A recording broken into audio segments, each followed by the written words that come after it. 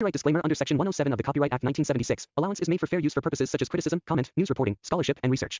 Fair use is a use permitted by copyright statute that might otherwise be infringing. Non-profit, educational, or personal use tips the balance in favor of fair use. সুযোগের সদ্ব্যবহার করতে সকলে ভালোবাসে, আর আমাদের অংশুদা একটু বেশিই ভালোবাসে। কারণ যখন অংশু আর ছোট ছেলের মাঝে কন্ট্রোভার্সি শুরু হয়েছিল, তখন আমরা সকলে মিলে আমাদের অংশুদাকেই সাপোর্ট করেছিল। তাই অংশুদা যখন ছোট ছেলের উপর লাস্ট রিপ্লাই ভিডিও বানায়, তখন ছোট ছেলে কোনো ভিডিও বানায়নি, কারণ সে বুঝে গিয়েছিল অডিয়েন্স সবাই অংশুদার সাপোর্টে আছে। তাই এ নিয়ে সে আর বেশি কেচাকেচি করেনি, আর ওখানেই আমাদের কন্ট্রোভার্সি শেষ হয়েছিল।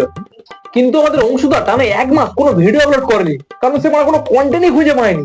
তাই আবার ঘুরে ফিরে সে ছোট্ট ছেলে গাড়ি কামড় দেয়।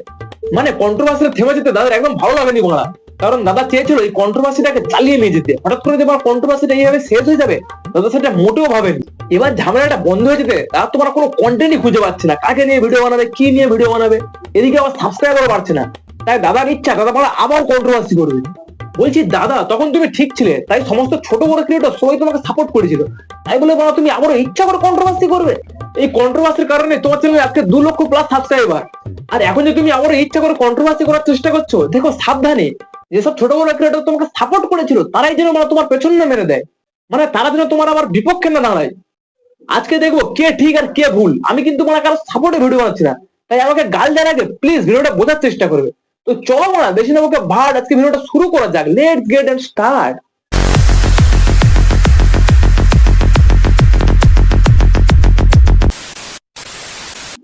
প্রথমেই বলে দিচ্ছি, আমি কিন্তু তোমাদের মতন 25 পাওয়া বা 95-98% পাওয়া মান না। তাই আমি আমার রেজাল্টটা দেখাতে পারবো না, কারণ যখন আমার মাধ্যমিকের পরীক্ষা হচ্ছিল তখন আমার গার্লফ্রেন্ডের সঙ্গে তুমুল ঝগড়া হয়েছিল মারা। আর যখন আমার এইচএস পরীক্ষা হচ্ছিল তখন আমার গার্লফ্রেন্ডের বিয়ে হয়ে যায়। তোমরাই বুঝে নাও এর মধ্যে আমার রেজাল্টটা কেমন হতে পারে। তো চলো প্রথমে আমাদের অংশুদাকে নিয়ে শুরু করে যাক। আমাদের অংশুদা 95-98% নাম্বার পাওয়া স্টুডেন্ট, সায়েন্স নিয়ে পড়াশোনা করছে। তাই দাদার মধ্যে 82% ঠিকই আছে কিভাবে পাবলিককে বোকাচোদা বানানো যায়। দাদাকে দেখতে যতটা নিরীহ, দাদার ভেতরে ঠিক ততটাই শয়তানি বিদ্যমান। দাদা নিজেকে গ্রো করার জন্য একটা কন্ট্রোভার্সি চেয়েছিল, কিন্তু দাদা আমাদের সায়েন্স নিয়ে পড়াশোনা করেছে, তাই খেলাটা একটু বিজ্ঞানের ভাষায় খেলেছে। আসলে আমাদের কন্ট্রোভার্সিটা শুরু হয়েছিল আমাদের অংশুদা আর তিথি তুষারের মধ্যে। মানে দাদা কিন্তু পারতো ওই তিথি তুষার পর্যন্ত কন্ট্রোভার্সিটা সমাপ্ত করতে, কিন্তু আমাদের অংশুদা এটা বাওয়াল করতে চেয়েছিল, আর সেটাই করেছে। এটা বিশাল বড় মাপের কন্ট্রোভার্সি, কারণ আমাদের অংশুদা খুব ভালো করে জানতো তিথি তুষারের সব থেকে কাছের বন্ধু হচ্ছে ছোট্ট ছেলে। তাই যদি তিথি তুষারের সঙ্গে কোনো কন্ট্রোভার্সি শুরু হয়, তাহলে ছোট ছেলে কোনো ভিডিও বানাবে না, আর আমাদের অংশুদা ছোট ছেলের উপরে একটা কন্টেন্ট পেয়ে যাবে, আর ঠিক পেয়েও গেছে। আমাদের দাদা একাই 1v2 করতে চেয়েছিল, আর সেটাই করেছে। আর এদিকে এই ভদ্রলোকটা কিছু না করে মধ্যখানে কেমন বোকাচন্দ্র হয়ে গেল, মানে কিছু না করে মধ্যখানে ফেসে গেল মারা। আমি সোশ্যাল মিডিয়াতে সিম্পথি পাওয়ার জন্য কখনো কিছু শেয়ার করিনি। করিস না, আর যাই পাস সিম্পথি পাবি না। ভাবতেও পারবি না তোর বিষয়ে এত কিছু জানি আমি। ছোটবেলায় তোর বাবা চলে যায়, ওর বাবা ছেড়ে চলে গিয়ে কি তোর বাড়িতে উঠেছিল ছোট লোক? তুই কোন সাহসে ওর পার্সোনাল ইনফরমেশন লিক করছিস? কি যায় কোথায় যায় সেটা আর বললাম না। তারপর তুই কোথায় থাকতিস আর কে তোদের দায়িত্ব নিয়েছিল? ওদের দায়িত্ব কি তুই নিয়েছিলিস? তাহলে তোর এত জমা খরচ কিসের? আমাদের অংশুদা ছোট ছেলে পেছনে এমন ভাবে লেগেছে, ছোট ছেলে বলে এখন যাকে নিয়ে ভিডিও বানাবে অংশুদা তাকে সাপোর্ট করে ছোট ছেলেকে রিপ্লাই দেবে। কিন্তু কথা হচ্ছে আমাদের দাদার চ্যানেলে যখন স্ট্রাইক করে, তখন ছোট বড় সমস্ত ক্রিয়েটর তাকে সাপোর্ট করে ভিডিও বানিয়েছিল। তারপর যখন ইউটিউব থেকে স্ট্রাইকগুলো ডিলিট করে দেয়, তখন আমাদের দাদা বলেছিল যদি কখনো কারো চ্যানেলে স্ট্রাইক করে তাহলে দাদা তাকে সাহায্য করবে, হেল্প করবে। তাই ইউটিউবকে অসংখ্য ধন্যবাদ স্ট্রাইক পড়ার পরেও আমার চ্যানেলের রিচ না কমানোর জন্য, আর সমস্ত বিচার বিবেচনা করে আমার ভিডিওগুলো ফেরত দেওয়ার জন্য অসংখ্য ধন্যবাদ। তো বন্ধুরা, তোমাদের চ্যানেলে যদি এরকম কোনো স্ট্রাইক আসে আমাকে জানিও, আমি অবশ্যই তোমাদেরকে হেল্প করার চেষ্টা করব। কিন্তু এখন প্রীতম কি দুনিয়া নামের এই চুতিয়াটা গলির গরু নামের এই ইউটিউবারটাকে স্ট্রাইক মারে? আগের থেকে একটা স্ট্রাইক ছিল, আর এখন আবার 2খানা স্ট্রাইক মারলো, মোট 3খানা স্ট্রাইক পড়ে গেল। আর 7 দিনের মধ্যে গলির গরু নামের এই ইউটিউবারটার চ্যানেল টার্মিনেটেড হয়ে যাবে। তাহলে দাদা একে এখন সাপোর্ট করে কেন কোনো ভিডিও বানাচ্ছ না? এখন বড় ইউটিউবার হয়ে গেছে তার জন্য?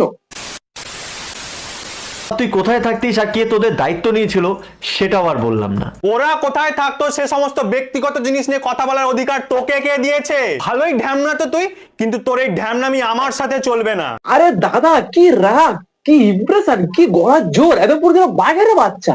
কিন্তু দাদার চ্যানেলে যখন স্ট্রাইক করেছিল দাদা তখন যেন কেমন বিড়াল বাচ্চার মতো হয়ে গেছিল। চলো বন্ধুরা, তখন দাদা রিয়াকশনটা কেমন ছিল একবার দেখে নেওয়া যাক। কিছুদিন আগে আমার চ্যানেলে 100K কমপ্লিট হয়েছে, বাট দুঃখের বিষয় হলো আমার এই চ্যানেলটা ডিলিট হয়ে যাবে, কারণ তিথি তুষার পর আমার চ্যানেলে অনেকগুলো স্ট্রাইক মেরেছে সামান্য রোস্ট ভিডিও বানানোর জন্য। মানে সারাক্ষণ ওরা একজন রোস্টারের পেছনে ঘুরে বেড়ায়, অথচ ওরা নিজেরা রোস্ট নিতে পারে না। আমি আমার ভিডিওতে কোনো গালাগালি দিইনি, কোনো রকম নোংরা কথাও বলিনি, জাস্ট রোস্টিং করেছি, আর সেই জন্য আমার চ্যানেলে এতগুলো স্ট্রাইক মেরেছে। তো ফ্যামিলি ব্যাকগ্রাউন্ডও শুনলাম, অসাধারণ একটা ফ্যামিলি, বাট বললাম না এখানে আমি। কি বলার আছে তোর আমার ফ্যামিলির নামে? কি বলার আছে বলে দেখা। আমার ফ্যামিলি কি স্মাগলিং করে বেড়ায় নাকি কোনো ক্রাইম করে বেড়ায়, তাই যে তুই ফ্যামিলি ব্যাকগ্রাউন্ড এক্সপোজ করার ব্ল্যাকমেল করছিস? তো ফ্যামিলি ব্যাকগ্রাউন্ডও শুনলাম, অসাধারণ একটা ফ্যামিলি, বাট বললাম না এখানে আমি। তুই আমাকে চিনিস না, আমার ফ্যামিলি নিয়ে একটা উল্টোপাল্টা কথা রটালে তোর পোদের বাগলা গরম করে রেখে দেবো। উফ দাদা, কি রাগ, কি রিয়াকশন! তবে সত্যি কথা বলছি, বিশেষ করে তোমাকে এভাবে দেখে আমার খুব হাসি পাচ্ছে মনে।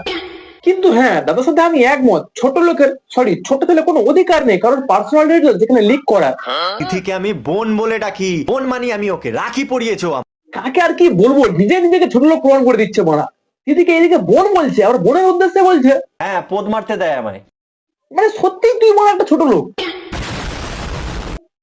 এদেরকে নিয়ে আর কিচ্ছু বলতে চাই না আমি, শুধু একটাই কথা বলবো, তোরা দুজনে